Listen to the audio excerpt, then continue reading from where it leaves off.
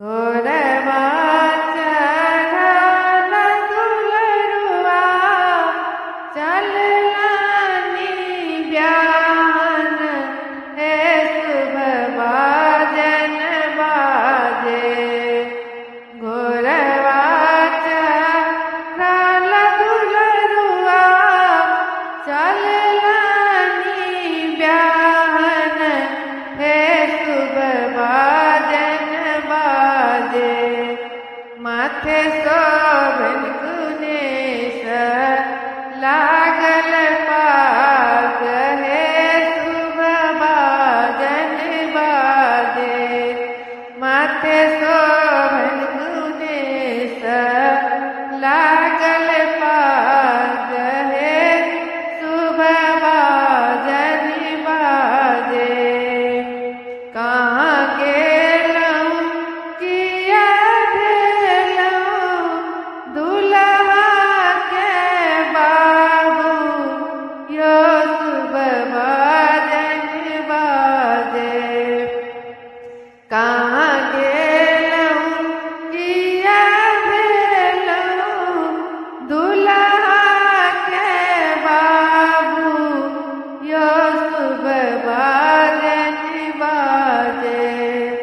दुल्हा के धोती पहिराऊ यो शुभ बाजन बाजे। दुल्हा के धोती पहिराऊ यो शुभ बाजन बाजे। घोरवा चढ़ल दुलरुआ चललानी ब्याहन हे शुभ बाजन बाजे। माथे शोभन गुनेश लागल पाग हे शुभ बाजन बाजे। माथे शोभन गुनेश लागल पाग हे शुभ बाजन बाजे। कहाँ गेली किया भेली बहिनी सोहागिन हे शुभ बाजन बाजे।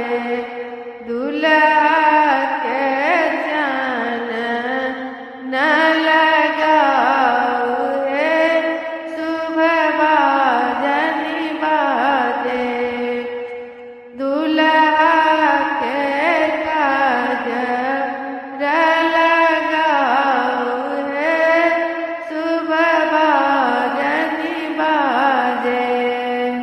घोरवा चढ़ल दुलरुआ चललानी ब्याहन हे शुभ बाजन बाजे।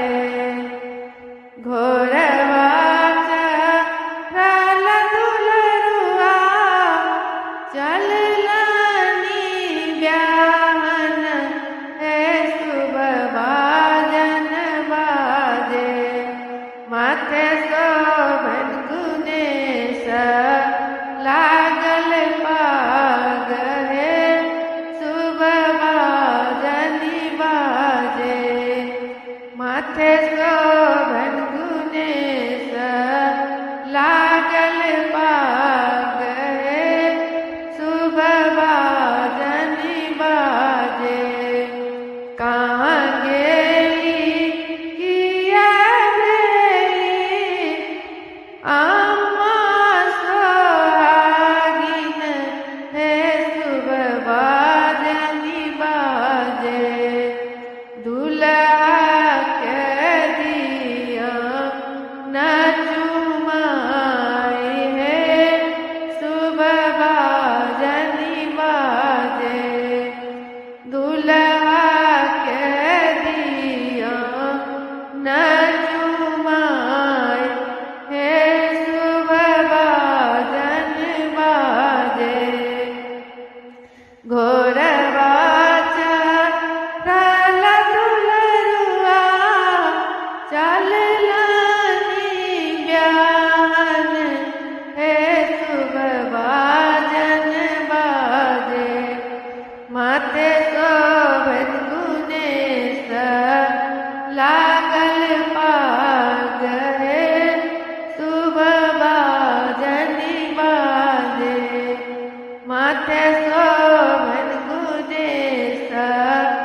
लागल